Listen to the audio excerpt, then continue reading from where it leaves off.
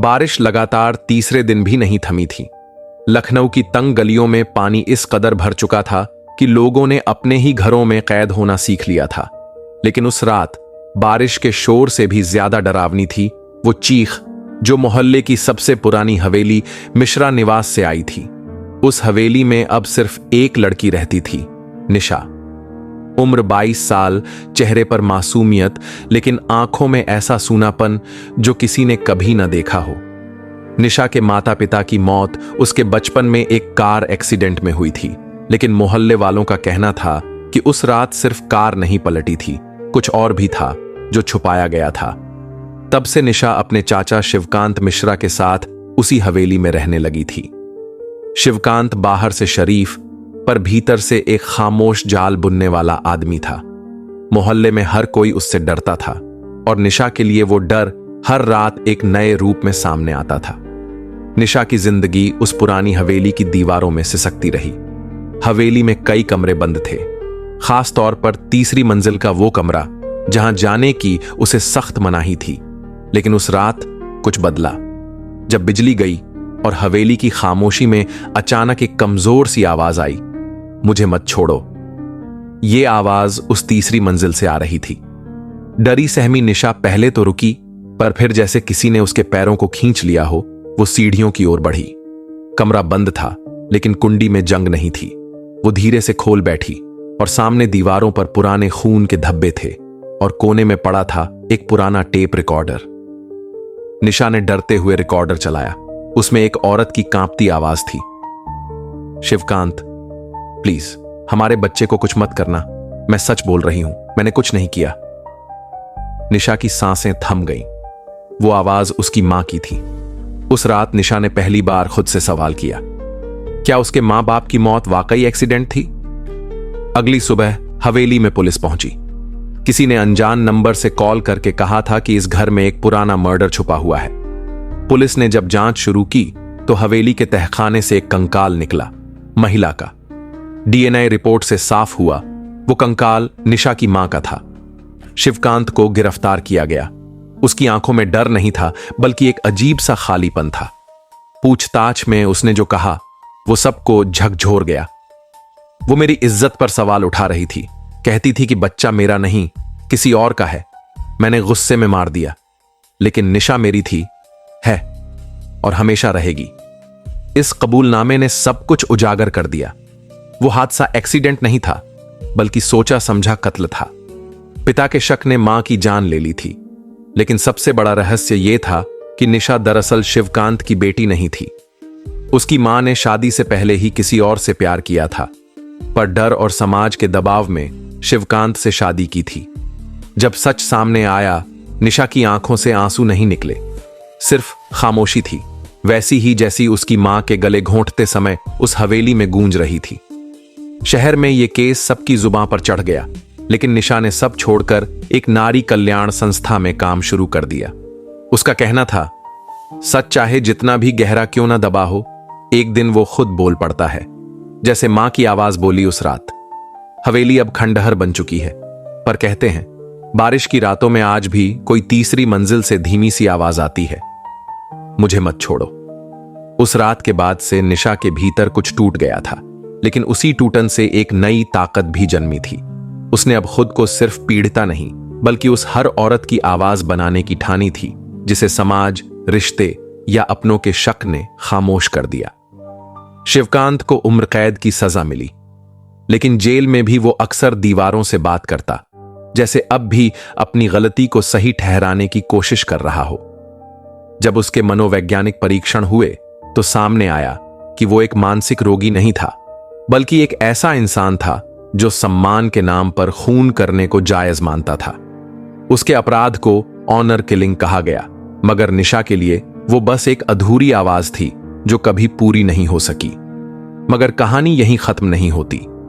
शिवकांत की गिरफ्तारी के कुछ महीने बाद निशा को एक अज्ञात खत मिला। हाथ से लिखा गया, स्याही अब भी गीली थी। उसमें बस इतना लिखा था, तू मेरी नहीं तो किसी की नहीं हो सकती। मां मरी, अब बेटी बचेगी क्या? निशा सिहर गई। उसने तुरंत पुलिस को सूचना दी, लेकिन डाक का कोई रिकॉर्ड नहीं मिला। सीसीटीवी फुटेज में कोई शक्ल साफ नहीं थी। पुलिस ने कहा, हो सकता है कोई डराने की कोशिश कर रहा हो, लेकिन निशा जानती थी कोई उसका पीछा कर रहा है। कुछ दिनों बाद जब निशा संस्था से वापस अपने छोटे से किराए के घर लौटी तो कमरे का दरवाजा खुला हुआ था। अंदर रखा हर सामान अपनी जगह पर था, बस टेबल पर एक और चिट्ठी रखी थी।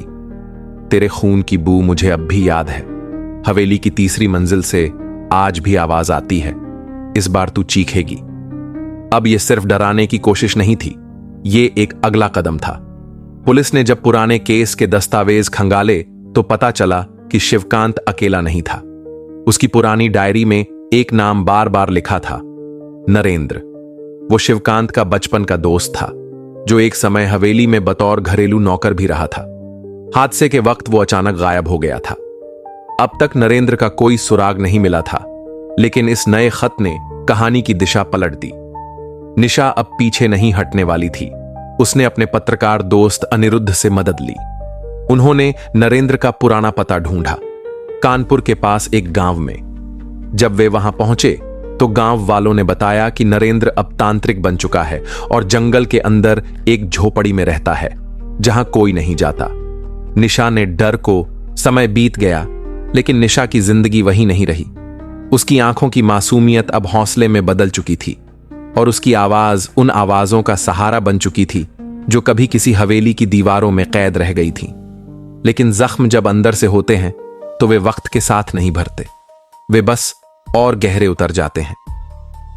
निशा का नाम अब कई शहरों में एक उम्मीद की तरह लिया जाने लगा था। उसने अपनी मां के नाम पर एक ट्रस्ट बनाया, वो आवाज जहां वो घरेलू हिंसा, ऑनर किलिंग और मानसिक उत्पीड़न की शिकार लड़कियों की मदद करती थी। लेकिन एक रात जब वो ऑफिस से देर से लौट रही थी, उसकी गाड़ी के शीशे पर एक पत्थर आकर गिरा, कागज से लिपटा हुआ।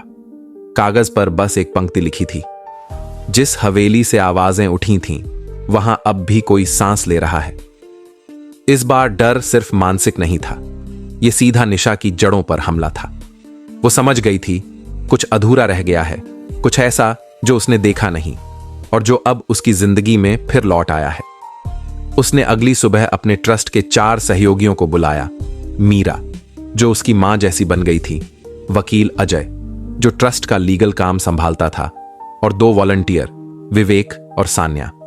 उसने सबके सामने एक फैसला सुनाया, मैं मिश्रा हवेली वापस जाऊंगी। विरोध हुआ, लेकिन निशा का मन अडिग था। उस रात वो हवेली के उसी दरवाजे के सामने खड़ी थी जहां से उसकी मां की आखिरी आवाज निकली थी। हवेली अब सरकारी कब्जे में थी, पर ट्रस्ट के प्रभाव और अदालत की अनुमति से उसे एक बार फिर भीतर जाने की इजाजत मिली। वो सीढ़ियां चढ़ी, उन कमरों को खोला जिन पर बरसों से धूल थी। लेकिन तीसरी मंजिल का कमरा अब वैसा नहीं था। वहां एक नई दीवार खड़ी की गई थी और उस पर ताजा सीमेंट के निशान थे। वो चौंकी, क्योंकि कोर्ट केस के बाद उस कमरे को वैसे का वैसा ही सील किया गया था। निशा ने तुरंत पुलिस को बुलाया। जब दीवार को तोड़ा गया, उसके भीतर एक छोटा सा तहखाना मिला और तहखाने में एक लड़की बंधी हुई हालत में मिली, कमजोर, घबराई हुई, लेकिन जिंदा। लड़की का नाम था काजल, उम्र करीब 17 साल। उसका गला सूख चुका था, होंठ फटे हुए और आंखों में ऐसा डर जैसे उसने मौत को सामने से देखा हो। पुलिस ने तुरंत उसे अस्पताल पहुंचाया और जब होश आया तो उसने जो बताया वो सबको अंदर तक हिला गया। काजल उसी गांव की थी जहां नरेंद्र छिपा था। उसने बताया कि नरेंद्र और एक तीसरा आदमी हवेली के पिछले रास्ते से अक्सर आते थे और वहां आवाजें पकड़ने की साधना करते थे। नरेंद्र मर चुका था, लेकिन तीसरा आदमी अब भी जिंदा था और वो कोई और नहीं बल्कि ट्रस्ट का ही एक सदस्य विवेक था। निशा को यकीन नहीं हुआ, लेकिन जब सबूतों की जांच हुई तो पता चला विवेक ही वो आदमी था जो खत भेज रहा था, जिसने हवेली की दीवार दोबारा बनाई और नरेंद्र के काम को अंजाम तक पहुंचाना चाहता था। उसके दिमाग में अजीब सी विकृति थी। वो लड़कियों की अधूरी आवाजों को कैद करना चाहता था, रिकॉर्ड करना चाहता था और हवेली को एक आवाजों की समाधि बनाना चाहता था। विवेक को गिरफ्तार कर लिया गया, लेकिन जब उससे पूछा गया तू ऐसा क्यों कर रहा था, तो उसने सिर्फ मुस्कुराकर कहा, क्योंकि कुछ आवाजें सिर्फ सुनी नहीं जाती, वो बस जिंदा रहती हैं। कहानी फिर वहीं लौट आई जहां से शुरू हुई थी। हवेली एक बार फिर सील कर दी गई, लेकिन निशा जानती थी आवाजें दीवारों से नहीं आती, वो इंसानों की चुप्पियों में पलती हैं। अब वो सिर्फ ट्रस्ट नहीं चलाती, वो हिम्मत की मिसाल है। और जब कोई लड़की अपना दर्द उसकी गोद में सिर रखकर बताती है तो निशा बस इतना कहती है, अब तुम्हारी आवाज अधूरी नहीं रहेगी। निशा ने भले ही हवेली को बंद करवा दिया था, मगर हवेली की वो रातें अब भी उसके जहन में जागती रहती थीं। सपनों में अक्सर वही तहखाना, दीवारें और अधूरी आवाजें गूंजती थीं। मनोवैज्ञानिक इसे PTSD कहकर समझाते, लेकिन निशा जानती थी ये डर किसी बीमारी से नहीं बल्कि सच से जुड़ा था। एक रात जब वो अपनी NGO के नए प्रोजेक्ट के लिए फाइल्स देख रही थी, अचानक उसके लैपटॉप की स्क्रीन झपकने लगी। स्क्रीन पर कुछ पल के लिए सिर्फ एक ब्लैक स्क्रीन आई और फिर एक फाइल अपने आप खुल गई। एक पुराना CVT फुटेज, हवेली के तीसरे मंजिल का वही तहखाना, लेकिन इस बार कैमरे का एंगल अंदर से था, जैसे किसी ने छुपकर रिकॉर्ड किया हो। उस वीडियो में दिख रहा था दीवार के पीछे से किसी की उंगलियां बाहर निकलने की कोशिश कर रही थीं। कैमरा हिल रहा था और एक मध्यम आवाज आ रही थी, मुझे क्यों छोड़ दिया? निशा। निशा का कलेजा कांप गया। यह कोई पुराना फुटेज नहीं था, यह 2 दिन पहले का था। लेकिन हवेली तो सील थी, किसी को वहां जाने की अनुमति नहीं थी। पुलिस को सूचना दी गई, मगर वहां कोई नहीं मिला। CCTV रिकॉर्डिंग सरकारी डाटा में भी दर्ज नहीं थी। फाइल कुछ ही घंटों में अपने आप लैपटॉप से डिलीट हो गई। अब कहानी ने एक नया मोड़ ले लिया था, एक ऐसा मोड़ जो सच और परछाइयों के बीच धुंधला था।